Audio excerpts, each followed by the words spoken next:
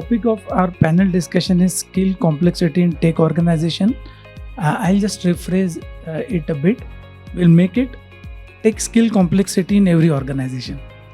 Like if you see this transformation of skill changing has been happening for a decade.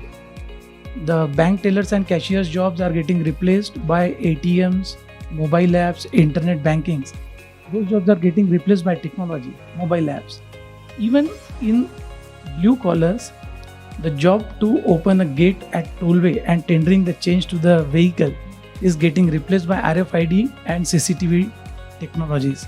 So it's been a decade, it's been happening that skills are changing faster than ever, and regardless of technology, whether it's Walmart or Amazon, need to invest in technology, whether it's retail, whether it's government, everybody needs to invest in skills, technology skills to stay competitive. So no industry, regardless of where you are into blue collar, white collar, you need to be into new skill collar. Okay. Now, for doing this, organizations are finding it very hard, and they need to find out the ways to stay relevant and competitive to invest in skills to different things. So that's the reason we took this topic of technical skill complexity in every organization, and our panelists will share their experiences and insights on this landscape, and will know how they are practically dealing with the situation or planning to deal with the situation.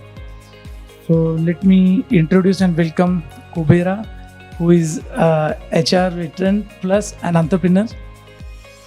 Vishal, who is a TA lead for State Street. Madhushree, who is heading HR at PureStorage.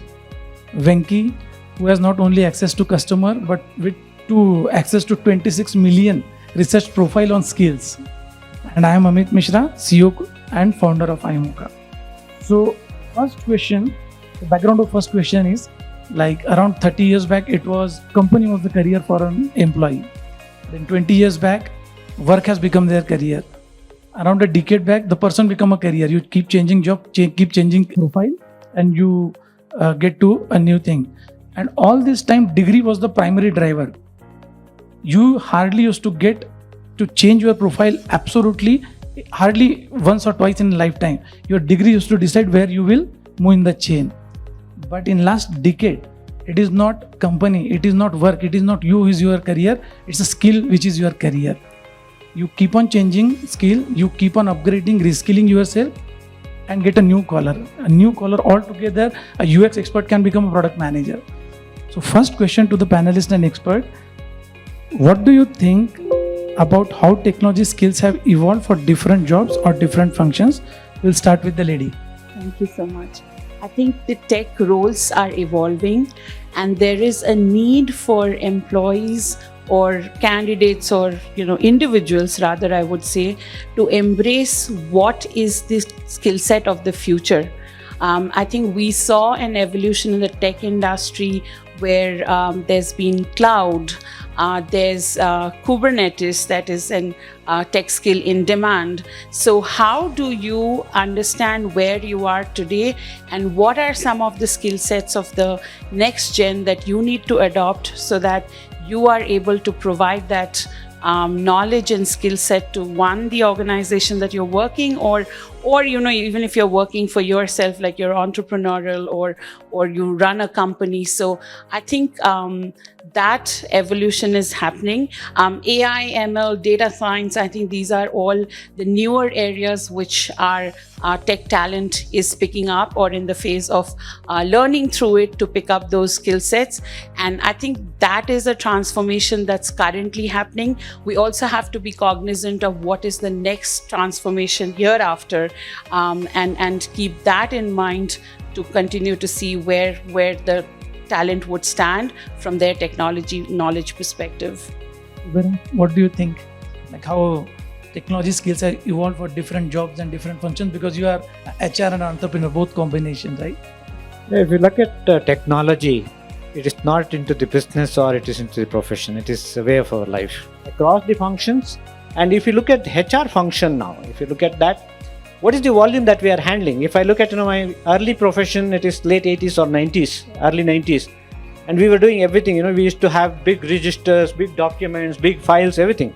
Today, what is it?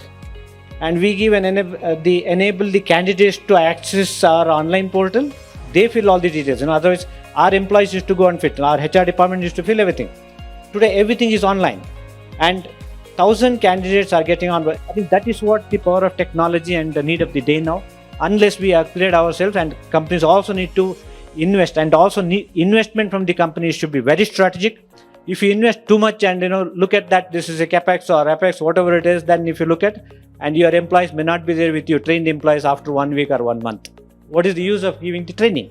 That also we need to see that how do we evolve this kind of training system also, which will not drain our money, which will not drain our knowledge. I think that is how we have to work out for sustainability in the business. Thank you. Thanks, Kubera. So, Vishal, what do you think? What organization is doing to keep track of skills, like across organization, across teams, across projects, across department? Technology is something which cannot be ignored.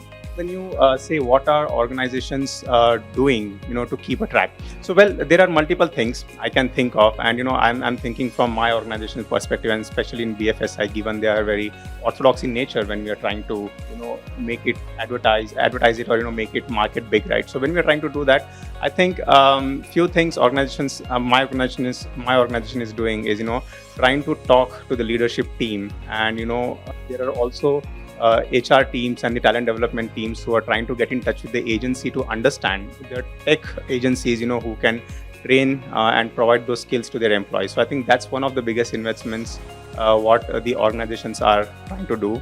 A lot of internal mapping, trying to understand, are we future ready? We are not very certain about the future. I think this is one of the challenges, and organizations are trying to map what kind of skills are required, and they are trying to connect with agencies who can provide those skills. And more beyond that, I think they are trying to figure out, what is the future? First, we need to understand the question so that we can look for a possible answer. What is the insight that organizations are doing to keep the track of skills across the organization? Updated version of the skills every month.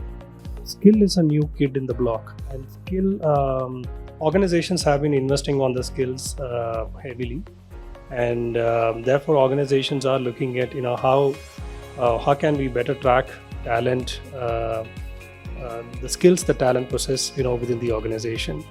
Starts from understanding your skills landscape of the talent that exists within the organization.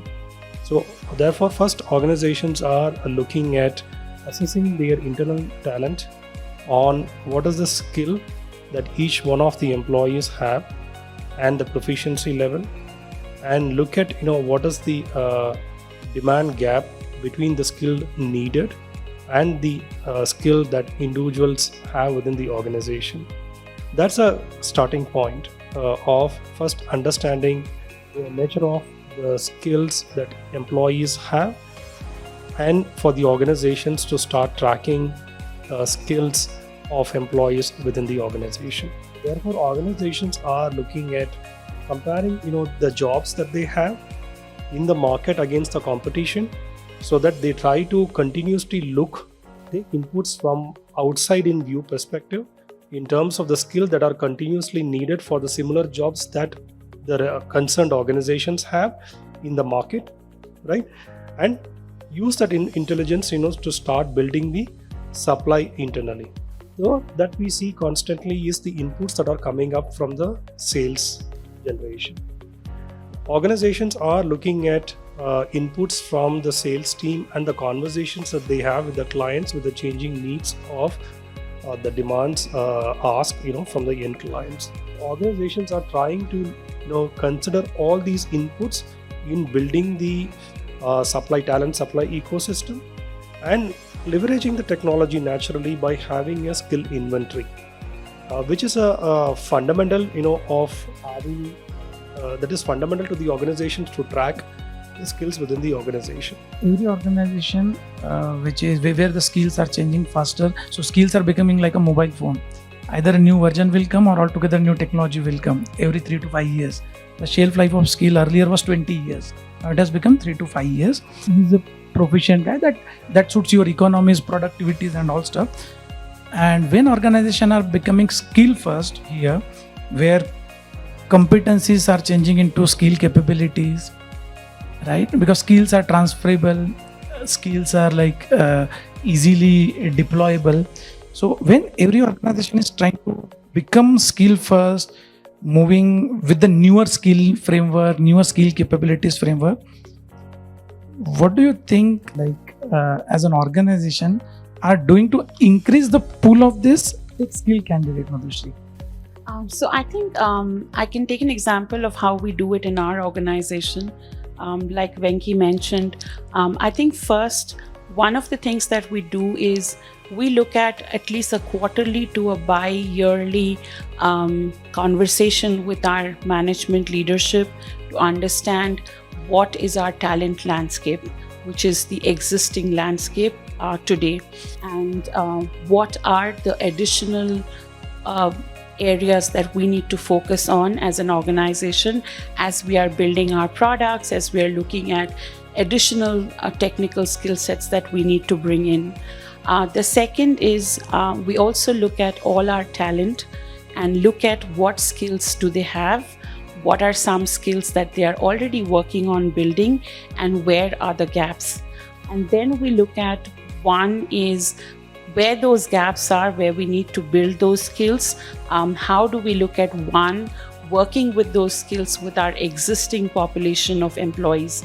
And that would mean having conversations with employees as part of their career development plan, etc., in terms of how do they want to grow those skills. One of the organizations I worked for had a really good initiative which had paid back in their journey as they looked at evolving tech skills. Is very early on they understood the necessity to work in data science and AI, and they started formulating in-house programs that they could actually leverage to extend it to employees who were keen in pursuing that. And they actually had a little bit of an academia already in place where employees had to spend like an hour every day to learn those skills. So that way they kind of knew what their future skill set requirement would be and already start training employees in that area, so that they have built an employee base which actually has the skill sets that they need to work in future for. Kubera, a question for you. We have often seen that employee find it easy to find out a job outside than finding it inside when it is present even on the skill, because of the asynchronous way of communication where employee has acquired some skills in their own ways. There are many ways that employees are doing. So what organization is doing to find out these cases where their career aspiration, whether it is on the paper or not, but we need to know a detail for the fulfillment of this pool. So what we answered is from organization point of view. I'm asking from the employee's perspective, from the organization only. It's a good question. Now, if we look at our organization ecosystem and the structure, all our managers, maybe in the age group of their late 30s or 30s or 40s, right? They are from at certain background, and the skill set what we have, delivery system that we have in our organization, people are with maybe their 20s. And if you look at the mindset of the managers and requirements of the industry, mindset of the young generation, Gen Y, whatever we call, Gen Y is trying to align themselves to the current scenario as much as possible. Managers, we need to transform them to do the job what is required. They have to align first. There are only few organizations, few managers, they look at it, not everybody. That is where I see that, from the organization point of view, from the employee point of view, first we had to map our organization ecosystem and fine-tune our systems and processes, change the mindset of our managers, then the changes can get percolated down the line. Vishal, would you like to add anything here? What he said about the mindset, I think that's very, very important. And let me give you one quick insight. I have noticed is I have seen most of the managers, they believe that their success is the process success. and not something to do with the person who reporting to him and something to do with his career. So their focus is mostly towards how do I make this process successful. So what I think they need to change the mindset. I mean, let me give you an example. There was this one conversation I was having with one of the senior managers, and he had a very strong mechanism to keep a track of let's say errors, or let's say the misses, what have been carried out by the employees in his team, right? And when I said, why do you keep a track and how are you going to use this? And he says, this is going to help me by end of the year conversation that I can talk about. So I think there is a fundamental something is wrong fundamentally here, because your approach is to take somebody down from the beginning. Rather, I say that I think you need to keep a track of those things which your team has gone out of the way, and this is something you would want to leverage during end of the year, and it should be your responsibility that the person who is in your team, he's your responsibility, so you have to treat his career as your own. And I think the mindset is very, very important. Thanks a lot, Venki, Kubera, and all of the panels. Thank you so much. Thank you.